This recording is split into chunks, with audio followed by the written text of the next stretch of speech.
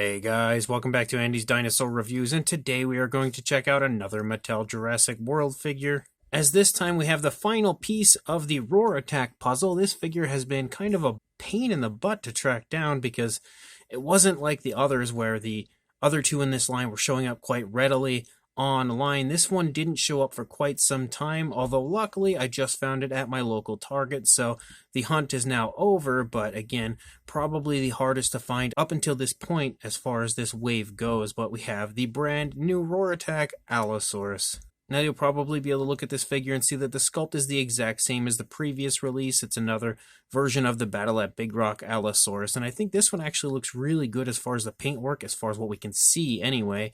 When it comes to the tones of color used, I would say that I like the tones of color on this one more than any of the previous versions, and I feel like this one definitely has the closest appearance to what the Battle at Big Rock Allosaurus did look like in that short film.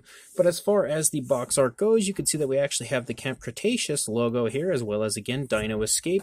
And then if we take a look here at the back of the box, we have kind of a preview of the figure itself, as well as an image down here showing what the other two Roar attacks in this wave were, which was the Ceratosaurus and Kentrosaurus.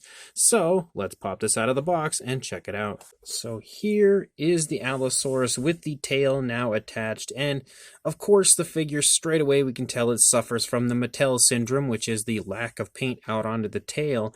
But even with the lack of paint out onto the tail, I will say I do like this one more in hand than I was expecting to.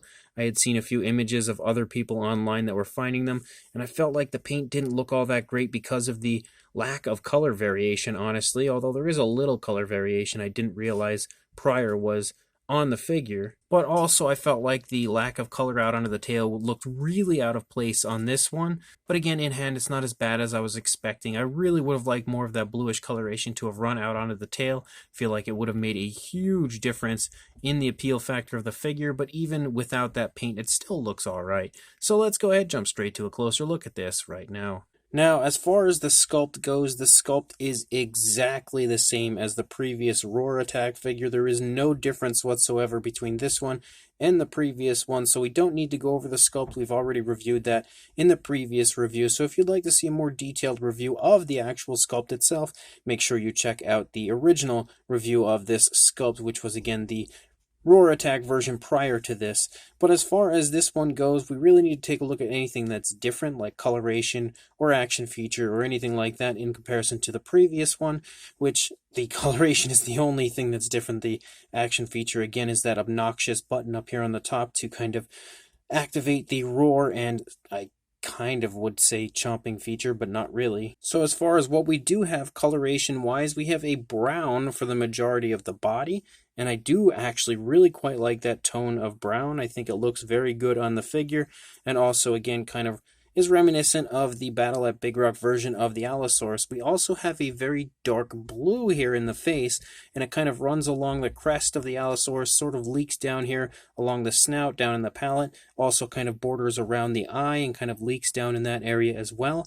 And that blue has a very glossy look, which I'm not super sold on the gloss coat. Sometimes I think it looks pretty good on Mattel figures, and it certainly does help the figure to stand out and really draw attention into the face. But I just don't think that the gloss looks all that great on the figure. I feel like it doesn't look all that natural overall. We do have a pretty nicely painted eye. It's also quite nicely placed, and it actually looks like it has a black pupil. It's kind of hard to tell, but it definitely looks like it has a black pupil. The eye is painted with a yellow, but I can almost see like a light hint of orange in there, and I don't know if that's just like something random that happened to that eye. I can kind of see it on this side as well, so it almost looks like there's some color variation to the eye, which is pretty interesting. One thing you can take note of straight away on this side, though, is that we do have some sloppiness with the paint from the teeth. It's run up here onto the jaw a little bit. You can even see a few spots of it right there, which is definitely a downside. Certainly takes away from the appeal factor of this side, but at least the eye paint is placed pretty nicely. Of course, we again have the teeth painted here with, there's like some fuzz or something on the inside of the mouth of it, maybe some remaining glue. Oh boy, there's lots of it. Actually, it's everywhere on the inside of the mouth of the figure. But again, the teeth are painted with a yellow, like an off-white bordering on a yellow. Actually, it's definitely like a light yellow, and it looks okay for the most part, but there is again some sloppiness up here. But like The lower jaw looks pretty good. The upper jaw looks good on the inside of the mouth, which I would have preferred the sloppiness to have been on the inside of the mouth, but I mean, it is what it is. We also have a nice tone of purple back here for the inside of the mouth, as well as the inside here on the upper jaw. We also have a really dark blue tongue, which I love. I absolutely love the coloration of the tongue on the figure. And we also have a very nice gloss coat added to not only the tongue, but the inside of the mouth has a slight gloss coat, but the gloss coat on the tongue itself is a lot stronger than the gloss that we see anywhere else on the inside of the mouth. As we start to move back here into the body, you start to see the coloration transition from this dark blue to an alternate tone of dark blue. And that's one of the things that kind of threw me off with the figures. I felt like the coloration was, with the dark blue anyway, was the exact same the whole way through. But here in hand, I can definitely say this is a darker blue than what we see here. And the tones are not all that different, but they are definitely a slightly different shade of color. And you can continue to see that dark blue kind of run here along the top of the body and then kind of spot and design down here along the side, and it continues to do that the entire way through until we are up above the hip region, and then of course it tapers off and we have nothing out here onto the tail. We do have the speckles that are pretty usual on Mattel figures. You can see it really here at the end of the tail, but I don't see it so much here. So it is there, but it's not very present, honestly. But once we come back to the legs, you can see it a lot nicer, I think, in the legs, which does kind of make it have some slight color variation, or almost makes it look like it does. Like, it almost looks like it contains a wash to the leg due to the coloration they've used. And you can see that there's a pretty drastic looking difference between the coloration of the tip of the tail and then the, tail in this area. And that's the same deal here with the leg. And of course, I think it's just the material and the way the paint has laid on the material, but it at least kind of makes it look like it has a little color variation to the figure, which is a plus. We do again have glossy nails, but no actual paint for the nails, which again is kind of like 50-50 as far as whether that's a downside or not, because we at least have gloss coat to make it look like there's nail paint, but there are no colors actually applied to the nails. But you can again see the speckling down here on the feet and everything, and we don't have any color for the underside at all, which is as well, I think, a downside. It would have been nice to have some alternate tones of color down here. But we also have the Jurassic Facts app code right here if you would like to add it to your collection. Much more convenient place for that, more so than the newer ones that are coming out where you actually have to pull it out of the back. That just doesn't do it for me. Not a big fan of that, but of course the figure looks the same coloration-wise and everything here on both sides. I really do actually quite like this. Of course, as always, it could have been improved for sure. More of this blue running out the tail would have made a world of difference, and maybe painted nails and stuff and even some color on the underside, but for what we have, I think it looks pretty good, and I definitely like this one better than the last version of this Allosaurus. As far as articulation goes, we of course have articulation here in the jaw, upper and lower, and that's part of the action feature. We have the articulation in the arms, forward and back, out away from the body. You'll notice that the articulation is your standard when it comes to Mattel, but definitely no different when it comes to this one over the previous Allosaurus release. Again, nice, super smooth leg articulation, as well as the ability to move the legs out away from the body. So you can articulate that way, and then you have the articulation of the tail, which can swivel completely around if you would like, and then go up, down, left, right, all over the place. Really love the articulation of the Mattel figures. And then we have the action feature button up here on the top, which is, again, pretty much what we have been seeing for quite some time when it comes to the Roar Attack figures, so we'll go ahead and do that now.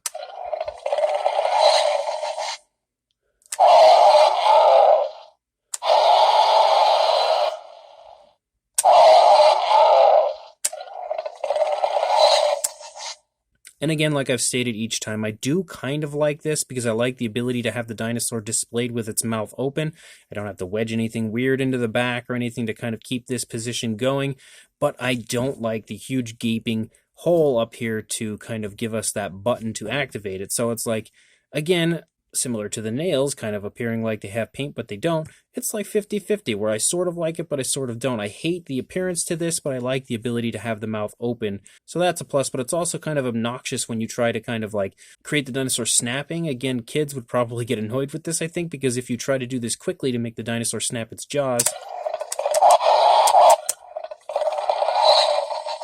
you can see how it just kind of runs through a whole bunch of noises. There's no clear roar or anything, so it gets really jumbled. But again, that's just a minor nitpick, or maybe a major nitpick. I don't really know, but it is a nitpick nonetheless. And as far as a size goes for the Allosaurus, we are looking at, in the length department, about 12.25 inches or just shy of 32 centimeters. And then for a height, I don't know. It's kind of like in a crouching position right now, so we'll go ahead and try to sort out the legs a little bit. So yeah, it kind of has a crouch to it. So for a height to the top of the head, obviously would still be the highest point to the top of the crest. You're looking at a little over 4.5 inches or around 11.5 centimeters.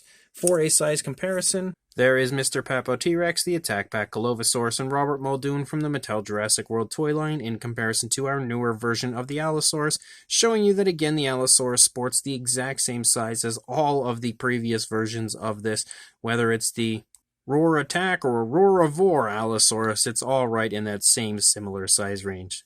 And then here is the Allosaurus in comparison to the Gelingosaurus, if you happen to have that one. Again, showing you that the Allosaurus does sport a pretty impressive size, especially when it comes to a Mattel figure. These kind of Roaravore style figures or Roar Attack figures always sport a pretty good size. Here is the newer Styracosaurus as well in comparison to the Allosaurus. Again, further showing you the large size of this style figure. And then for one final comparison, here is the previous version of this Allosaurus in comparison to the newer version. And you can definitely see that the newer one, in my opinion, is a lot more appealing color-wise because it just, I think, looks more natural than the previous version. Previous version over here almost sports like Christmas colors a little bit if it weren't for those light grayish tones. But the newer one, I feel like, again, looks a lot closer to what the Battle at Big Rock Allosaurus looked like. So, in my opinion, the newer one looks more appealing, a lot more superior, but both are still pretty cool.